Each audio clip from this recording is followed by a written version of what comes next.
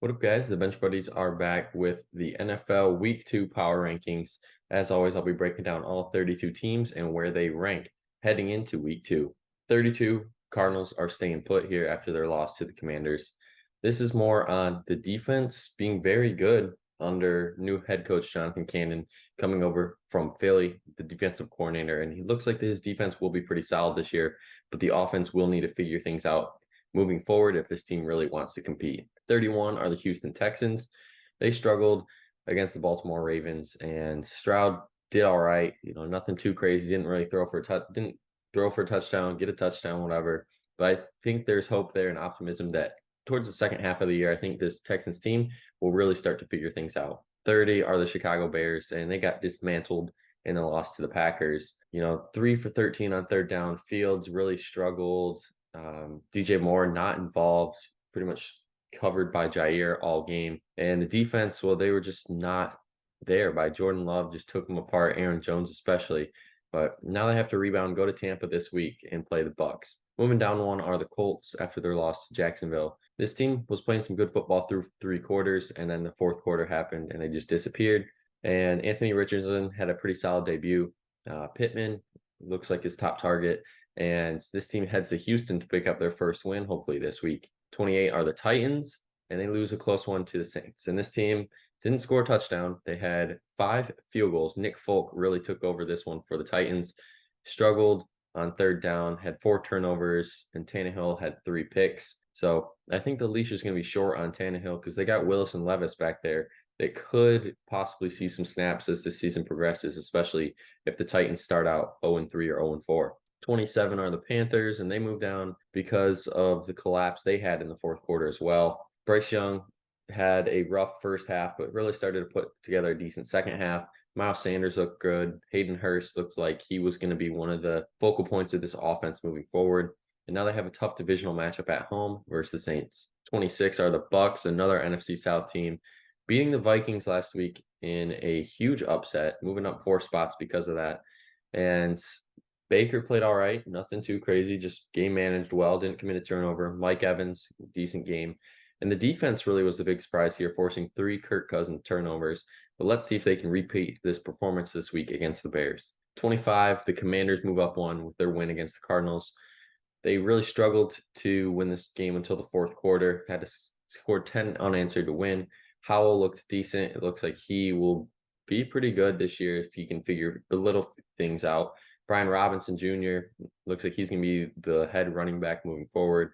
And Curtis Samuel, Jahan Dotson, and Terry McLaurin didn't really have the best games, but one of those 3 have a decent game every game, and this week it was Curtis Samuel. 24 are the Broncos. They lost 16-17 to the Raiders due to a missed extra point. Sean Payton and Russell Wilson's debut doesn't go as planned, but Russ looked a lot better. Samaje Perine, who they brought in this offseason, looks good. And they had the whole offense involved as well. But now they got to go and try to get another win, because if they lose this week, head to 0-2, then there might be some panic already. 23 are the New England Patriots. This team showed some fight. I didn't think it would be as close of a game as it was, but they only lost by 5 to the Eagles. And now they have the Dolphins at home after their spectacular week. So the Patriots really need to figure things out quickly because they don't want to start 0-2. But Mac Jones looked very good. The rushing yards really was kind of there, averaging 5 yards a carry. And I just don't really see how this team is going to be successful. But Kendrick Bourne looked like he was going to be the top target for this team this year on a team where, targets are easy to come by. The Falcons move up 2 after beating the Panthers at home. It wasn't really a pretty game. Algier and Bijan were the offense. Kyle Pitts and Drake London, very concerning that they weren't involved at all. But on the defensive side, Jesse Bates had 2 interceptions, and he looked good as well coming over from Cincinnati. So now they have the Packers at home in what should be a good game. 21 are the Los Angeles Rams, and they're moving up 4 spots after beating the Seahawks on the road. And this is probably the biggest surprise of the week. Maybe just the Cowboys dismantling the Giants, but we'll get to that later. The Rams 30-13, and Stafford played great, didn't throw for a touchdown. It was all on the ground. Kyron Williams and Cam Akers really took over in this one. Puka replacing Cooper Kupp, 10 receptions, 119 yards. Looks like he is going to be the next Cooper Kupp in waiting, the rookie. And I just think the defense, really held their own here, even trading Ramsey, losing some secondary. They held their own. But now Niners at home and what we've seen in the last few years has been great games. Maybe they can repeat that performance and pull off another upset. The Raiders stay put after beating the Broncos on the road. Jimmy G looked all right, nothing too spectacular. Jacoby Myers and Devontae looks like they're going to be the 1-2 and very reliable options for Jimmy G. But the penalties are something that's concerning for me. 10 penalties for 97 yards. Going into Buffalo, tough place to play. They're going to have to fix that out if this team wants to go in there and win. The Giants moved down 3-19 after getting absolutely blown out and shut out to the Cowboys on Sunday Night Football. 2 turnovers, 5 total fumbles, 7 sacks, and Daniel Jones threw a pick six. This team really struggled. They couldn't even make a field goal. A blocked field goal got returned for a touchdown on them. Graham Gano missed another one. So nothing went right for the Giants. It's not panic mode yet, but if they can go to Arizona, get back on the board with a win, then, I think this team's right back on track. The Steelers lose a tough one in which a lot of people thought this game would be a lot closer than it was.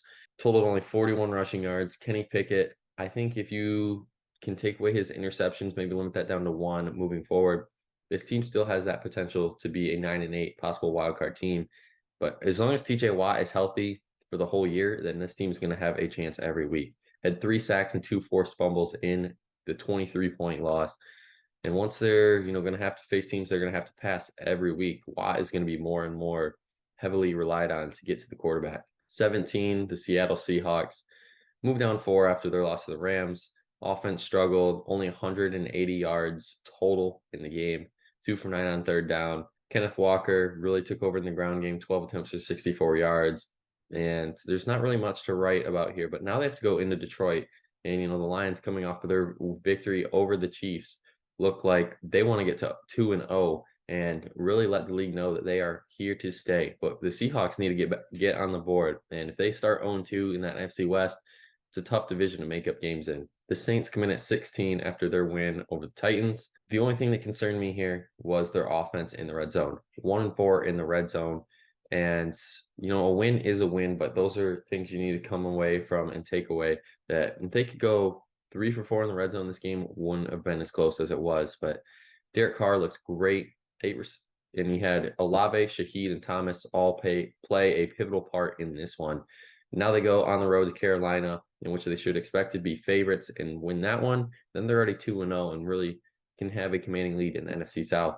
The Vikings moved down 1 after their loss to the Bucks at home. This was their first 1-score loss in the regular season, not since last year, since 2021, because we knew how good they were last year in 1-score games. But the ground game wasn't there. Kirk Cousins really struggled. Interceptions and 2 fumbles lost, but Justin Jefferson and Jordan Addison look like they could be possibly one of the best 1-2 duos in football when it's all said and done at the end of this year, because those two, it's going to be tough to guard that. But now they have to go to Philly Thursday Night Football. If they can somehow pull out a win there, then I think these Vikings might be jumping into the top 10. 14 are my Green Bay Packers, getting a huge win on the road in Chicago, and Jordan Love starts his career not only just 1-0, but 1-0 against the Bears as well. Defense really got to Fields in the offense. You can see there Love threw for 3 touchdowns. Aaron Jones over 100 total yards and 2 of them. Dobbs with 2 touchdowns. And Quay Walker had his first career interception, which led to not only a pick six, but pretty much was the end of the game there. Once that happened, everyone knew the game was over. But the Packers need to fix their little miscues, 9 penalties for 90 yards. They're going to Atlanta this week, another road game, which could be a coin flip. So if the Packers can start off the season 2-0, I think they're really going to start to turn some heads, and people are going to think that this can be a playoff team. 13 are the Jets, and we know what happened last night. Still waiting for the official diagnostic of Aaron Rodgers, but more than likely he's going to be done for the season with an Achilles injury. And you want to talk about resilience and battling through adversity. This is that Jets team. They were down 10 points. And Zach Wilson led them back to an overtime thriller. The punt return touchdown by Gibson, the undrafted rookie, Stephen S.F. Austin. And I think you can really rely on Breece Hall, Dalvin Cook, and Garrett Wilson in the foreseeable future. Yes, Zach Wilson is nowhere near Aaron Rodgers, but Aaron Rodgers being there for him through this tough time is going to be a huge part to the Jets' success this year. I still think this team has a shot to make the playoffs. They just have to win the games that they're supposed to win and compete in the games where they aren't favored. And that's one of those games this week against Dallas. Going on the road to Dallas, I would have said, yeah, probably the Jets could have won this. Now that Zach Wilson's at the helm, lots of questions rise, and that's why they're dropping out of the top 10.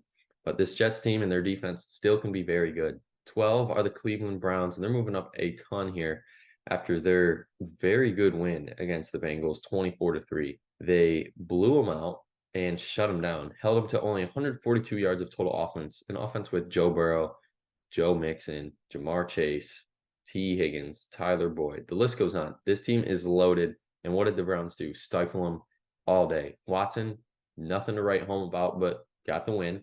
Nick Chubb had a great game.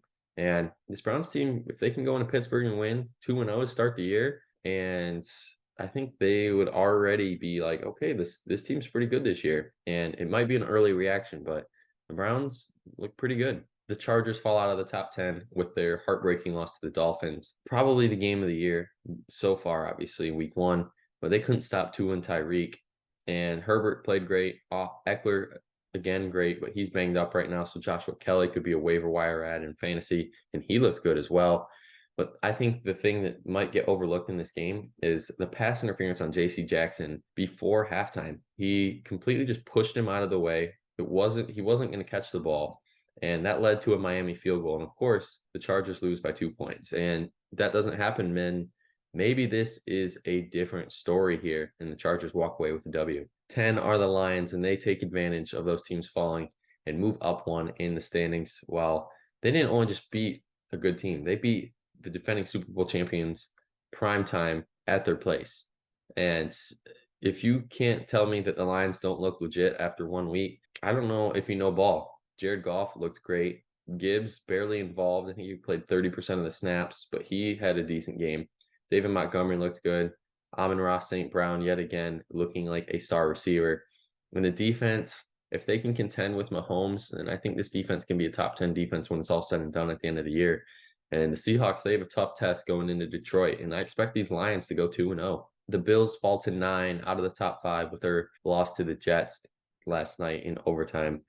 And this is more on Josh Allen. We thought this Josh Allen would come into this year looking like a different guy, but 3 interceptions and a fumble lost does not look like any different than last year. Diggs, yet again, had a great game. They didn't just move the sticks. They just kept trying to do something big and do something that they didn't have to do while they were up 10. The Bills, if you're walking away from this one, I think it's more of a, how did we lose that game? How do we let it slip away? But they get the Raiders team at home this weekend. If they somehow lose this game, then I think there's going to start to hit that panic button over there in Buffalo. Dolphins move into the top 10 they played great. Obviously, Tyreek, one of the best games of the year.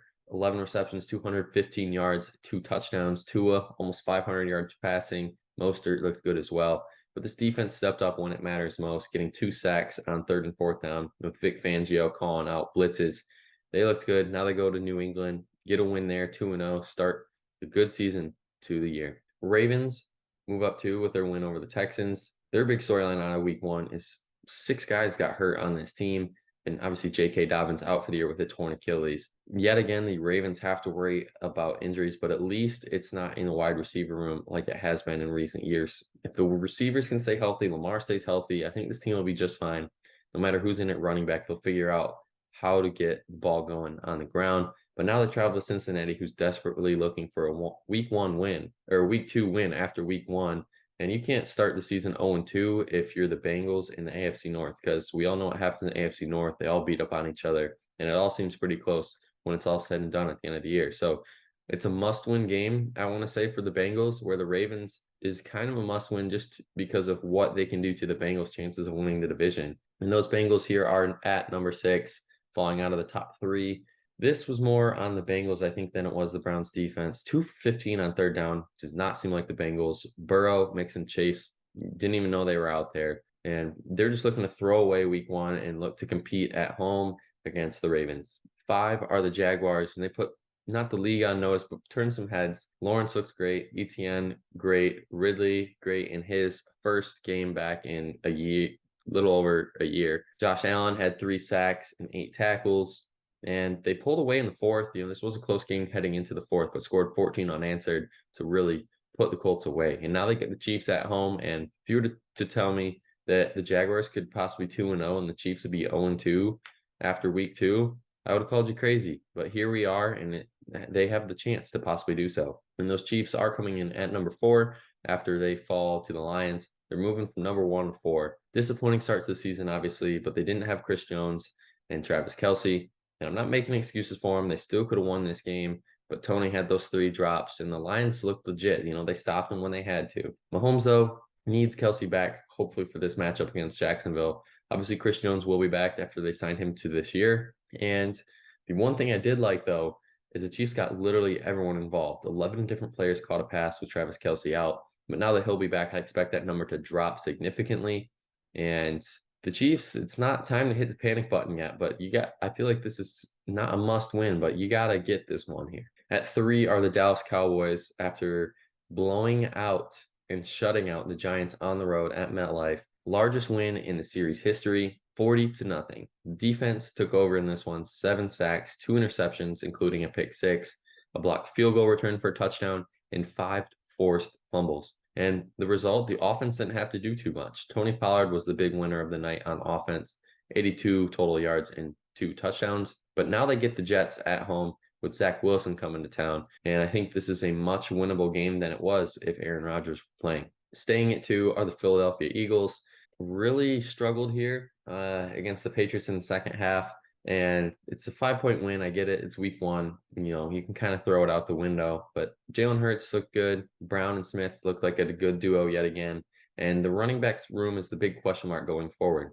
Kenneth Gainwell had 14 attempts, and Rashad Penny was a healthy scratch. Yet again, this Eagles running back room doesn't really have anyone to depend on just yet, but Gainwell could emerge if he keeps chipping away and hitting his attempts and really makes the most out of it. And at number 1, the 49ers claim the top throne after a big win on the road in Pittsburgh. TJ Watt shut down a few plays, but other than that, the offense was clicking. Brock Purdy looked great after his surgery in his first game back. McCaffrey looks like he's been the missing piece the whole time. Brandon Ayuk, not Debo or Kittle, was the big receiver in this one. 8 receptions for 2 tutties and 129. The defense obviously got to Kenny Pickett as well, had 5 sacks and 3 turnovers. Where now they go to Los Angeles to face the divisional opponent, the Rams. And these 2 teams have had great games in the past. And if the Niners can win that one, I think they stay here at number 1 and kind of convince me that they are the best team in football. But that's going to be it for this week's Power Rankings. Make sure you guys check back next week to see where your favorite team ranks and if they're moving up or down. But until the next time, the Bench Buddies are out.